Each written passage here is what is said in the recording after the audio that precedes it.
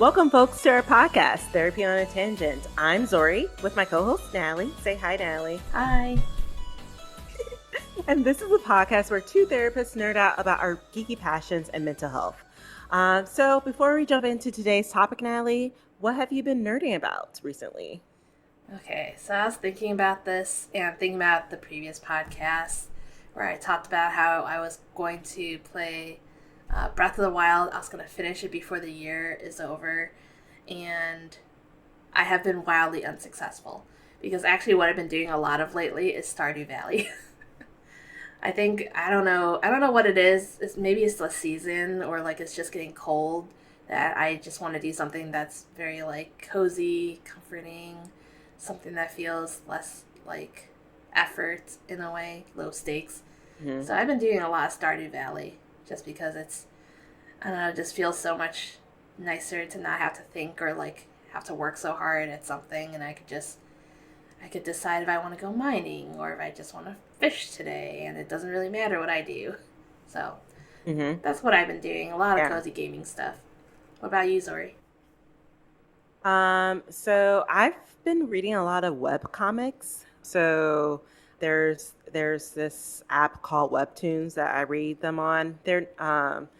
And I've been reading a lot of the ones where like something happens, either a person dies or a person just like it just magically happens. But basically they get transported into a book, a fantasy book, or as like one of the main characters. But it's usually the villain of the story, and they're trying to not die because in the story in the books that they read about this villain, the villain dies at the end. So it's all about how can I make sure that I stay alive and not put myself in a position where I'm viewed as a villain and die.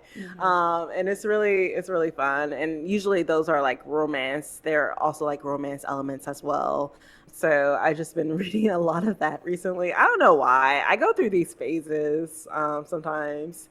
It's a And weird yeah, season. that's just been it's a weird season. So yeah, but yeah, definitely let me know the next time you're doing Stardew Valley so we can co-op. Oh, that's true. Um, Okay, but hold on. Are you one of those co-op people that like to share the money, or do you like having your own individual money? oh no, Natalie, in this relationship, we're having our own separate bank accounts. Okay. I Where I 100% agree. I don't know what that says like about if us. you I think it means that we like to be financially aware of our money, you know? If you ever needed money from me, Natalie, and I had the funds to give to you, I would give it to you. But I'm just not gonna let you use my money willy-nilly. I work too hard. I agree. I agree. I think that's always been like my gripes when I play Stardew Valley with people, which is why I've been playing alone lately. Because all the games I play with people and co-op with, like they always want to share money, and I'm just like, but I don't want to ask you for permission to spend this money. Like if I want to buy this thing, I just want to buy the thing. I don't want to have to Yeah, ask. just buy the thing. Yeah, right. So it's nice to just like separate money. You do you, I do me. Yeah. We're all good.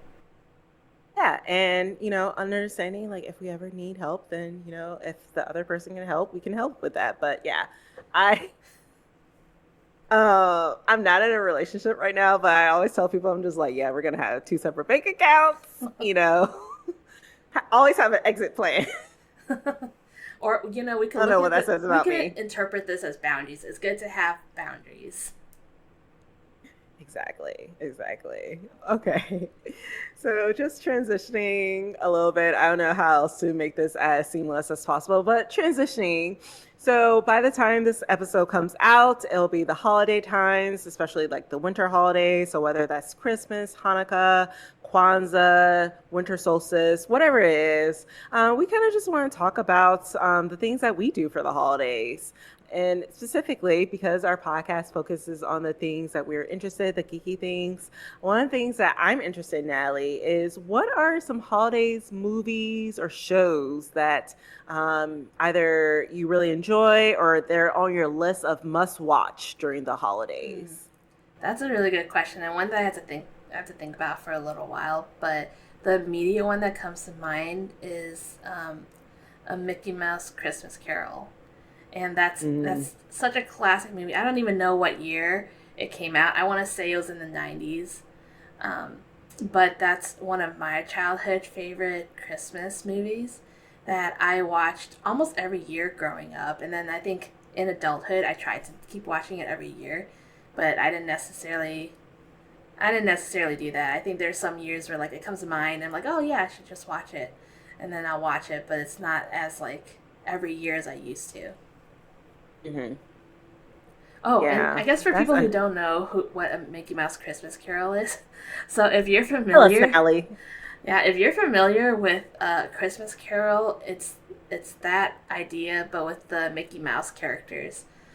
So basically, Isn't Scrooge McDuck like Scrooge? yeah, Scrooge McDuck is Scrooge, which I guess that's where his character probably comes from. Um, Yeah.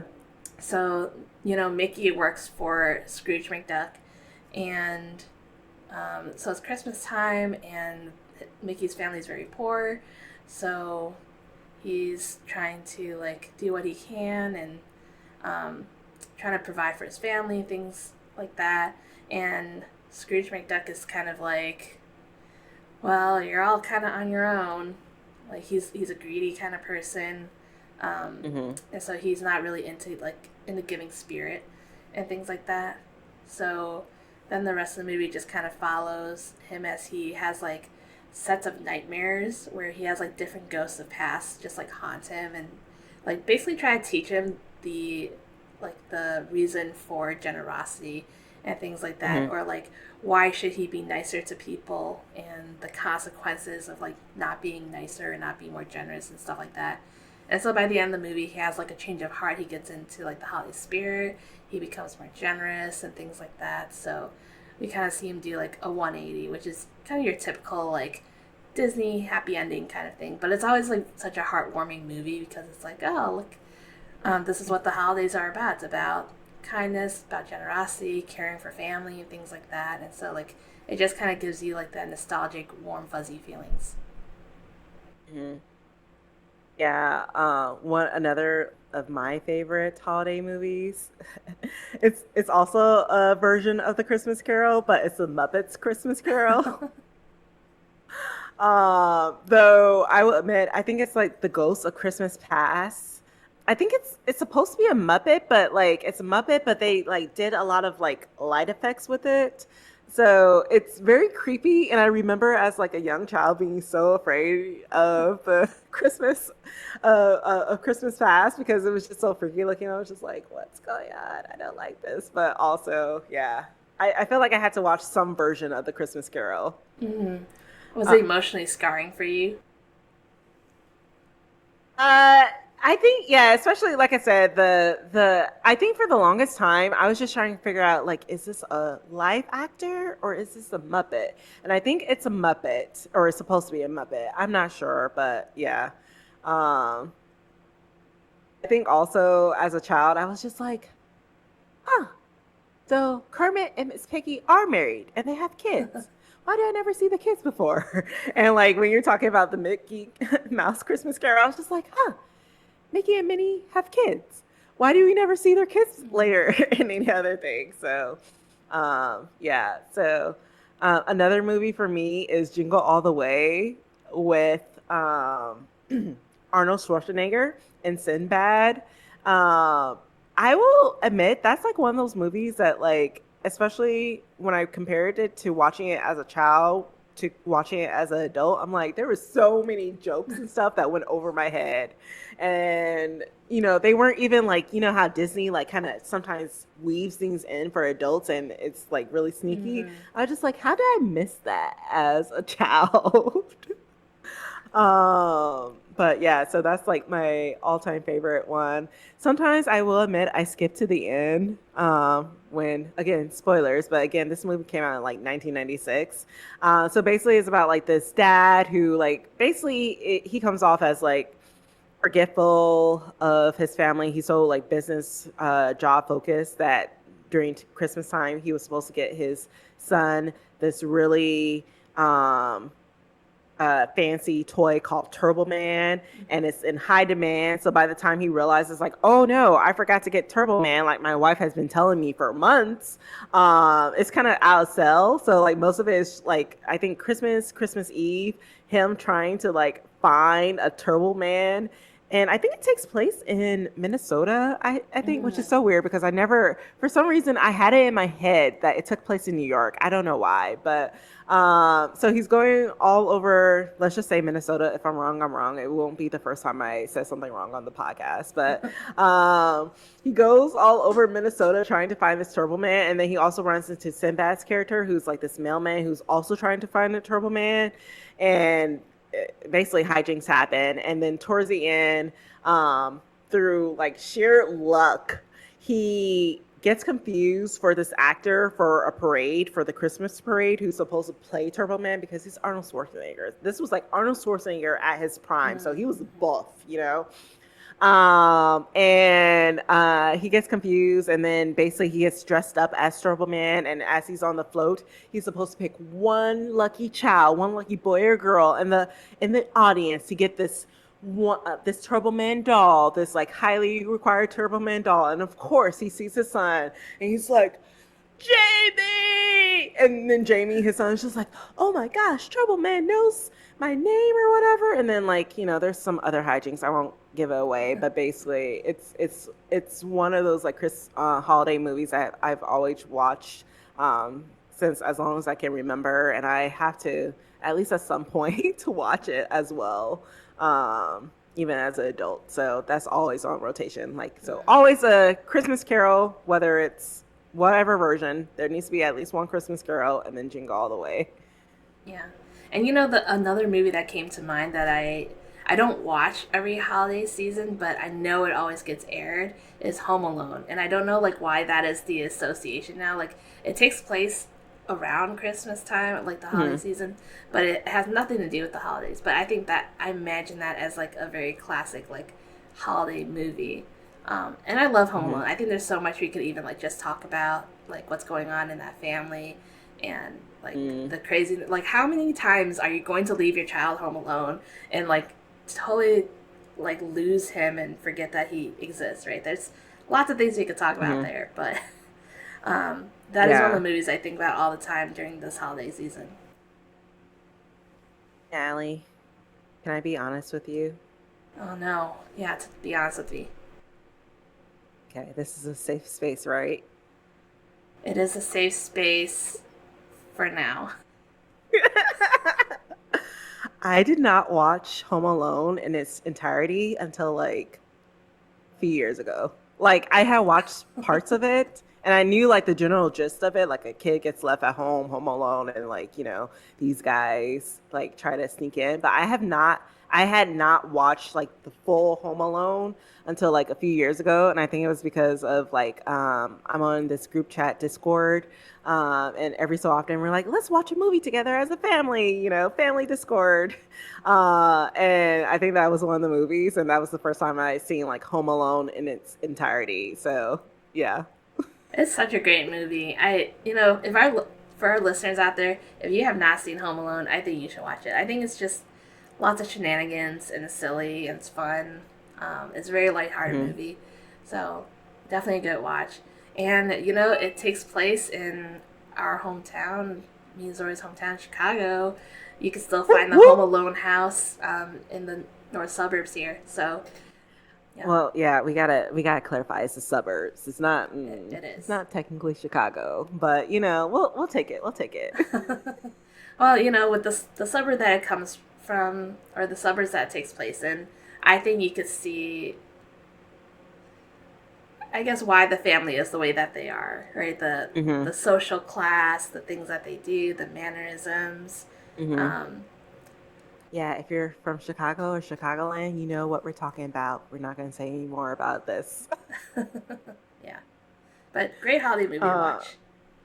Yeah, let's see. Another one that, again, similar to you, like I don't watch it every year, but I wish I do, just because I just really like it. And Arthur's Christmas Carol, like Arthur the aardvark from like PBS. Like I was so sad. Like Natalie, I have not watched Arthur like seriously in years, but when they actually like had the series finale of Arthur, I was crying. I was like, Hmm. "What? This is ending?" Like Arthur was just like that thing that you thought was just going to be continuing to go on like for generations. But anyway, they may have had multiple Arthur's Christmas carols, but I think like the Arthur Christmas Carol that came out when I was like still watching Arthur, that was my favorite because like not only yes, it's called Arthur's Christmas, but it also talks about like other holidays as well. It talks about Kwanzaa. I think that was the first time as a child that I really heard about Kwanzaa. And then I think also around that time, other TV shows like The Proud Family, they started talking about Kwanzaa as well. And I was like, oh my gosh, what's Kwanzaa? Like, this is for Black people? Like, yes, let's do this. And even for a while, my mom and I had a Kwanzaa like candle stand, and we would light the like candles every night. And fortunately, like when we ran out of the candles, we just never got new candles for the next Hmm. year. So, yeah, it was shows like that where I start learning about like different holidays, even the Hanukkah. I mean, I think I had heard about it as a child, but I feel like I didn't really understand it until like Arthur's Christmas Carol or the Rugrats Hanukkah special, Hmm. like all those like childhood like holiday type stuff that really focus on those like different holidays, not just focusing on Christmas, but again, Kwanzaa, Hanukkah, and then also like recently, like just thinking about like some, there was something that I watched where they were talking about like the winter solstice, and I was like, oh, that's another thing. Hmm. So yeah, I also really like the holiday specials that actually are holiday specials and not just like Christmas or like Christmas takes over, but it's just like they do allow room to talk about other Hmm. winter holidays as well. Right. And that's something I appreciate from Arthur. I'm going to be honest with you. I watched Arthur probably up until like my mid, late 20s. Um, just because I think I learned so much about life from Arthur. Because Hmm. I don't know, I feel like it's underrated. I'm sad that people don't watch Arthur anymore. Because I think it actually opens up a lot of people's world views about different things that's going on in the world, different perspectives, different points of views. Even like talking about different social classes that we see like within Arthur. And even like I think Arthur was the first time I think a TV like a public TV show talked about neurodivergence. Right, there's Hmm. a character that was on the spectrum, and was a Hmm. consistent character too. It wasn't just like a one time show and then that was it. So I love Arthur, and I think we need more shows like this where we can expand people's horizons to be open to more things, because that's how we learn about like different cultures and things like that. Like the first time I actually heard about Kwanzaa was through Arthur, because Hmm. I didn't learn that in school. Nobody talked about Kwanzaa. Even Hanukkah wasn't Hmm. really something that people talked about. So the first time I heard those things was watching Arthur. Yeah. Every day when you're walking down the street, everybody that you meet has a different point of view. Okay, I'll stop. Love Arthur. Maybe that should be another Another episode where we episode. focus on that. Like the things that we learned from Arthur. But yeah, let's see. What other? Okay, here's another. Okay, I have a question for you. Mm-hmm. Natalie, Die Hard, Christmas movie or not? Oh man. So I haven't seen Die Hard. Oh my gosh, okay.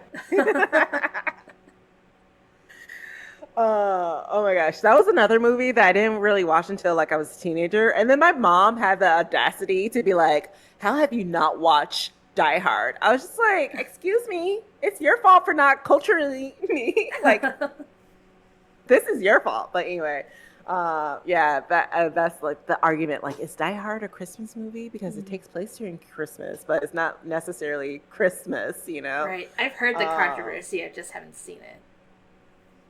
yeah. So there's that. Have you seen What Love Hard? other? Oh, yeah. That's the one. Oh my gosh, what's his name? He was in Crazy Rich Asians, right? Yeah. Jimmy O Yang. Yeah. Yeah, that one was interesting. I like the idea of it. I don't think I hope there's no fans of the main female character. I'm not a fan of the actress, but other than that, I really liked it. Hmm. That was cute, and I liked also how they changed some of the lyrics of "Baby It's Cold Outside" as Oh yeah. well. That was cute. Along with like the cultural elements as well as like having these two people, because I think that's something that we're starting to see surprisingly a lot more in holiday movies where it's like, oh, these two people who are not just white or not just black or not just Hmm. Asian, but like from different like racial ethnic identities like coming together. And I can't remember if in Love Hard was a big emphasis in terms of their like racial identities, but I mean, I think it was like brought up, but I can't remember like how much it was, but still, like just in terms of representation, in terms of like family, how families can look like, I thought that was cool. Hmm. Yeah, I don't think they necessarily focus too much on the racial aspect, but I think you could definitely see like the culture shock of it all. Just Hmm. seeing like where Jimmy's character comes from. Versus, I can't think of the female actor right now, what her name is. Um, but I think she was on like Vampire Diaries or something like that. yeah. Or Oh, Nina was it Teen Dobrev, Wolf? right? Nina Okay. Dobrev. Yes, yes, yes. Yeah. So And yeah, you she could. was on, She was definitely on the Vampire Diaries. yes, Vampire Diaries. I was right. Yes. Yeah. But you could definitely see like the cultural differences, like when she comes to like visit his family and stuff like that. Um, Hmm. but I think the movie itself is fun because I think it almost like pokes fun at like a traditional Hallmark movie, where it's not like this Hmm. fairy tale happy ending, even though it's meant to sort of be like Hallmark esque. So I thought it was fun, and I love when they change the lyrics for "Baby's Cold Outside" because it's Hmm. clearly a problematic song, and so they Hmm. just, in a way, like kind of cleaned it up and made it more, I guess, appropriate to the times, more aware of the Yeah. problematic issues of it. So that's actually been a movie that me and my husband started watching every year as like our Christmas tradition Oh, since it came out. it's cute. Yeah, I like the change of Baby It's Cold Outside. I know some people have made the argument of like, okay, you have to think about it historically. Like a woman can just be like, yeah, I'm gonna stay at my boyfriend's like house or whatever. Like she would be thought of as like whatever. But still, like again, you hear it now, you don't know the historical context of it. It doesn't sound great, not at all. Like, Hmm. hey, what's in this drink? Right. So yeah, I like that. I guess just before we change things up, Natalie, for you, do you think it's important to like keep with some of the traditional holiday movies, or are you always looking to add a new holiday movie? Well, I think I'm always looking to add a new holiday movie. Like, definitely there are classics that, that I want to watch every year. But I think, as like things are progressing through time, I think it's important that, again, like we expand our worldview, which is why I'm really appreciative of different movies and shows that share like a different perspective, especially over the holiday season.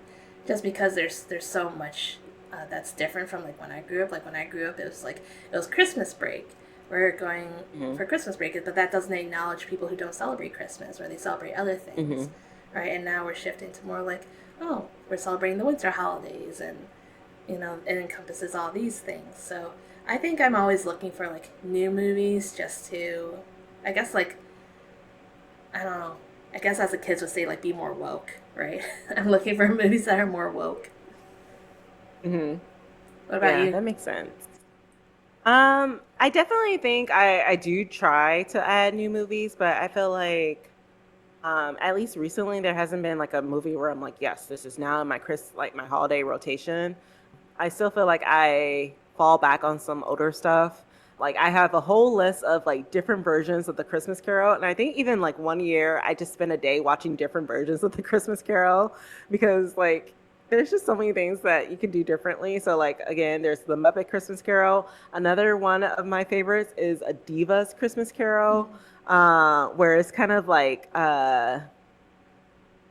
like this superstar. She broke out on her own. She was part of a girl group, but she broke out on her own. She became this like high, like famous person type of thing. But of course, she's a Scrooge or whatever. Mm-hmm. And then, of course, one of her bandmates died when she was young. And then, like, another bandmate, she didn't treat her so well or stuff like that. So, and, it's oh my gosh, she's like one of my favorites. Vanessa Williams is what Vanessa Mm-hmm. Williams. I love her. Um, yeah, that's one of my favorites. And then like again like movies like Jingle All the Way. But yeah, if I can find a really good movie, I definitely want to. There is, and by the time this episode comes out, it'll probably be out already. But there is this like movie with The Rock and also one of the Chris, Captain America Chris, that Chris, Mm-hmm. where basically someone steals Santa and they have to steal him back or whatever. And What a it's wild very like idea. I know it's giving like I don't know Taken meets Santa Claus or something like that. So of course that is obviously like a more like Christmas focused one. And similarly to you, I do try to like I like the stuff that doesn't just focus on Christmas or just focus on the holidays in general. But I feel like maybe this is just like the places where I'm looking at. I feel like they don't do that as much as when we were younger. I feel like there was a period where they're like, "Hey, look at all these other Mm-hmm. things other than Christmas," and now they're just like, "Christmas time, it's here all the time, nothing else," type of thing. So.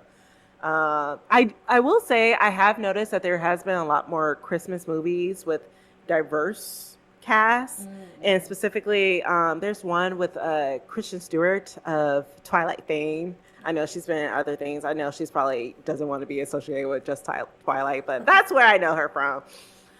Where she it is a queer Christmas movie, and like I remember when that came out.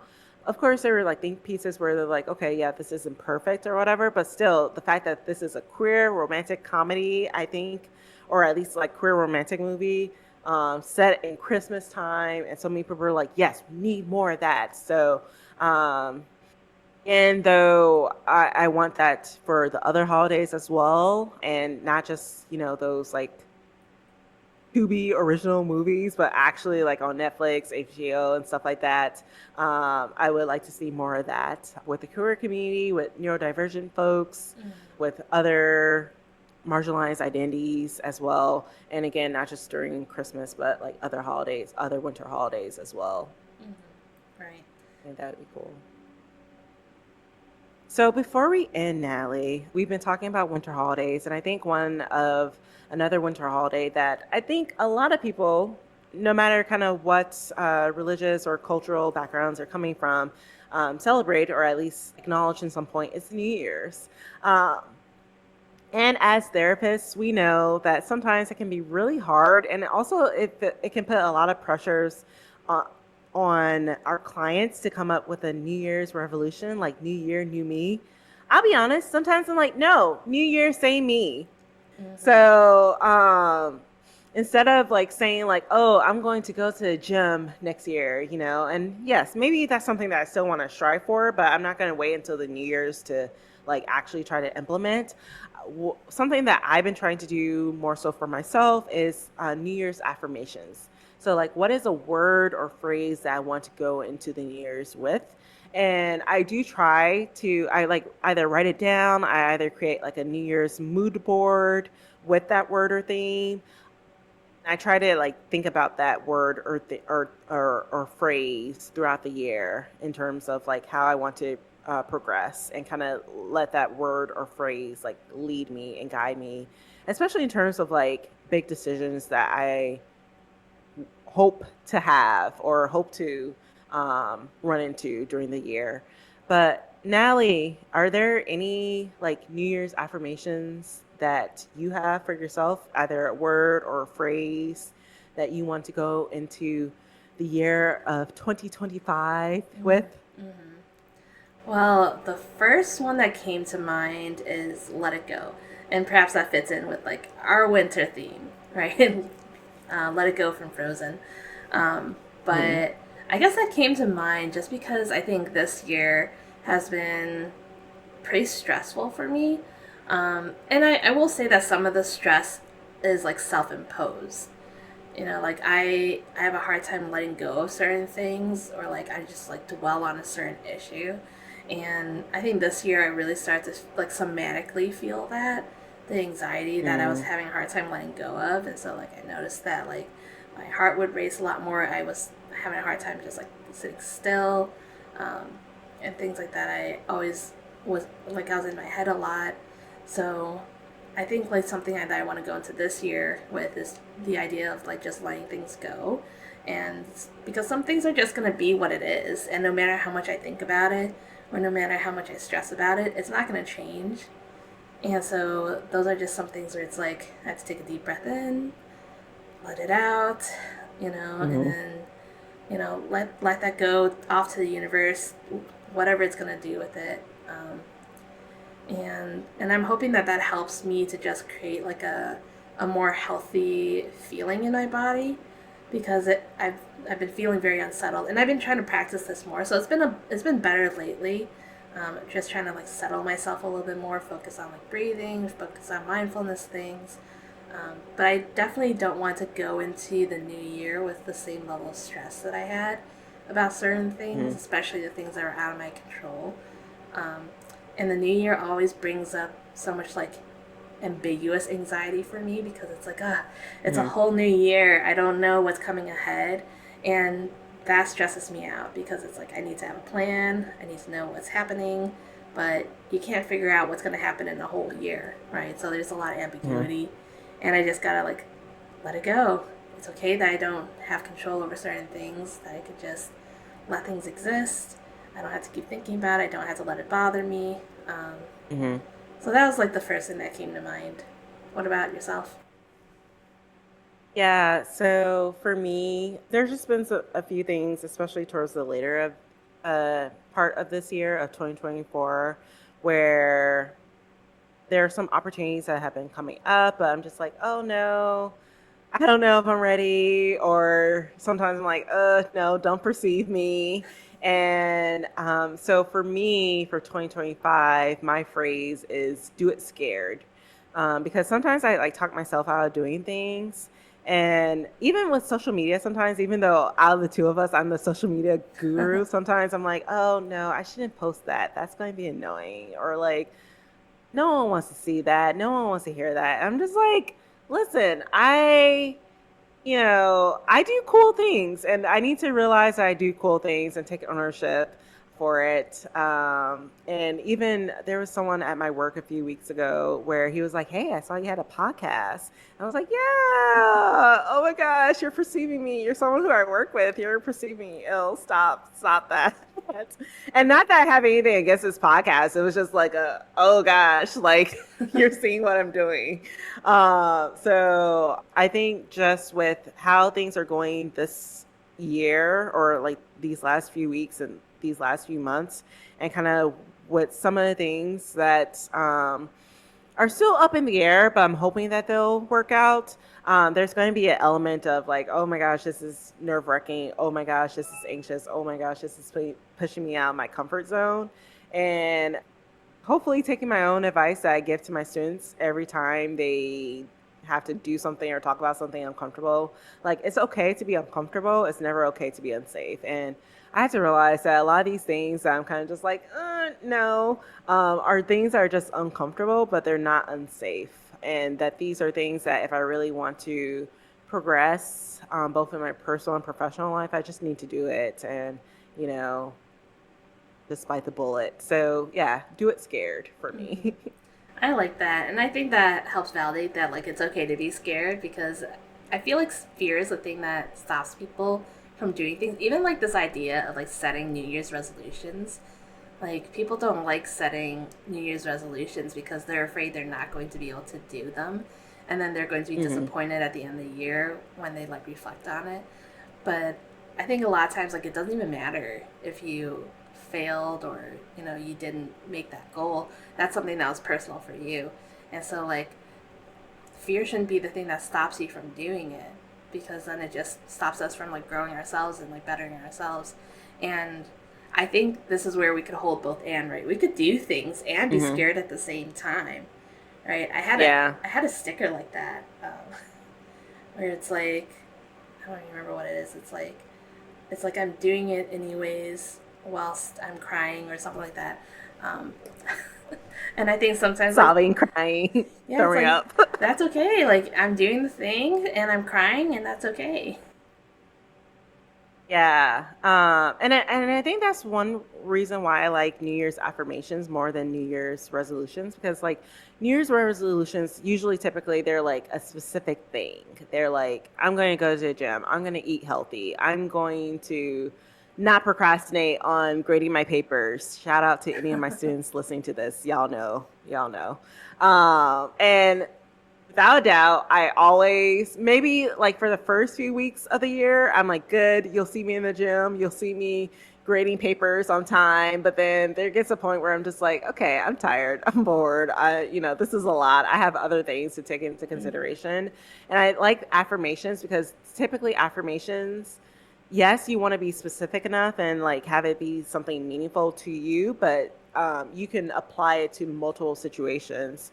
You can figure out how it applies to you, how it applies to your life in certain contexts and certain situations, and not necessarily be like, oh no, I didn't do this. Because there could be something very easily where you're just like, oh, well, I did do this. And like, this was scary, or I Mm-hmm. did do this. And this was for the betterment of like my mental health and well being. And yeah, it wasn't anything as flashy as like, going to the gym, taking that gym selfie, but it's still something that was nurturing for you, for yourself, for your soul. So I tend to like New Year's affirmations. And then also, if you want to, you can create like a mood board, either with newspaper clippings or whatever, with like pictures that resonate with you in terms of that phrase or that word, or you can even use something like Canva as well. And even then, it can be as abstract or as concrete as you want it to be, but still, it just like kind of something. It's a physical reminder sometimes of like, okay, what was my word? What was my phrasing? I think I remember one year,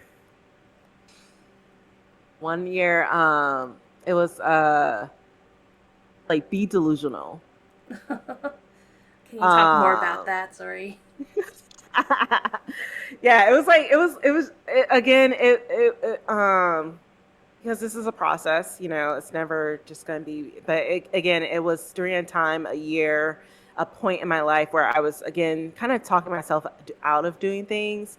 And I think now I'm kind of at the point where I'm not talking myself out of doing things as much, but there's still some times where I'm just like, oh, this is scary, I don't like this, let me just do this thing that at least I know I can do well. But during that time when I was like, be delusional or whatever, a lot of it came from like this mindset of like, there's other people, especially professionally. I think this was the time where I was looking for jobs as well, where professionally, like, there's other people who don't have as much training as I do, who don't have a PhD. Again, a PhD isn't everything, but like, at least it means that I have a very specific hyperfixation on a specific topic, and I can talk for days about it. And not everyone can do that. So,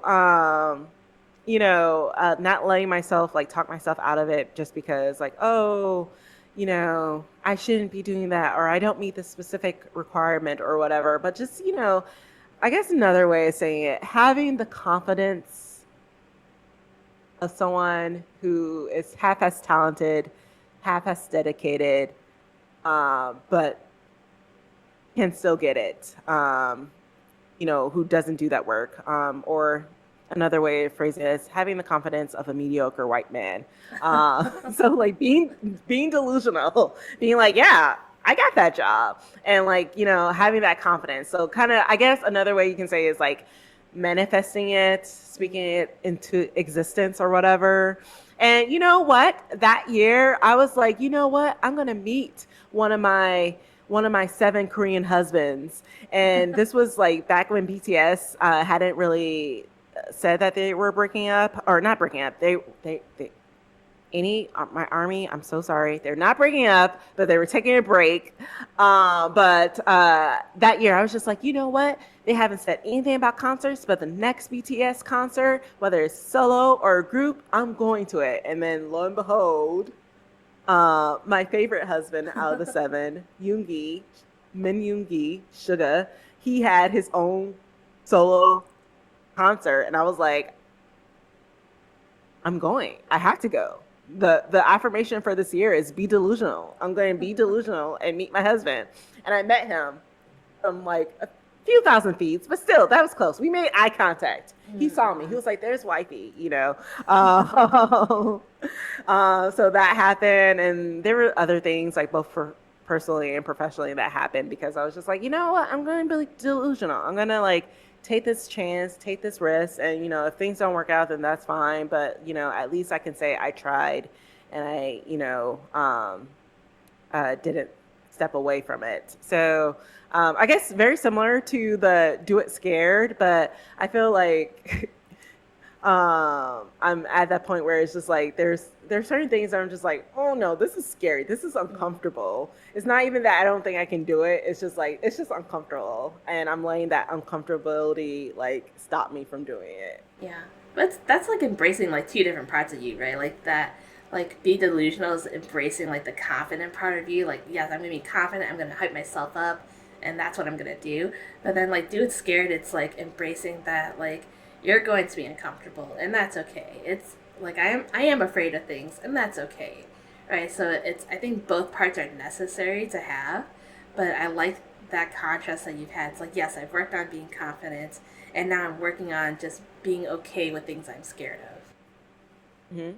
And the same is true for letting it go as well, like not letting things like hold us down, whether it's other people, things that we're doing, things that didn't work out the way that we expected it to, but kind of also giving ourselves like that grace to just be like, okay, yeah, maybe things aren't going to go exactly how we planned or exactly how we want to, but it's still good. We're still Gucci. We can still keep this moving and going on. Yeah, I like that. Like, there's a little mix of confidence with that fear. It's like, yeah, I'm afraid, but it'll be fine. Something I don't always have. It's like either I'm always on the two extremes. It's like either it's gonna be fine, or I'm so scared this shuts me down. So it's like putting it all together. It's Hmm. like I'm scared. The anxiety is definitely very fear driven, but Hmm. it's probably gonna be okay. Like, what is the worst thing that could happen? Right? Nothing's gonna be exploding. Nothing. The end of the world isn't coming. Right? The Hmm. fear isn't going to cause my death in a lot of cases, right? So it's like, just gotta let it go. Like, I'm not gonna die from this. Yeah, and just as we tell our clients, especially in these situations where we know we're safe, it's just like the fear of like, okay, maybe will things go exactly how we want or not? We're increasing our tolerance to distress. And sometimes things won't go the way that we want them to, but that doesn't mean that it's in the world.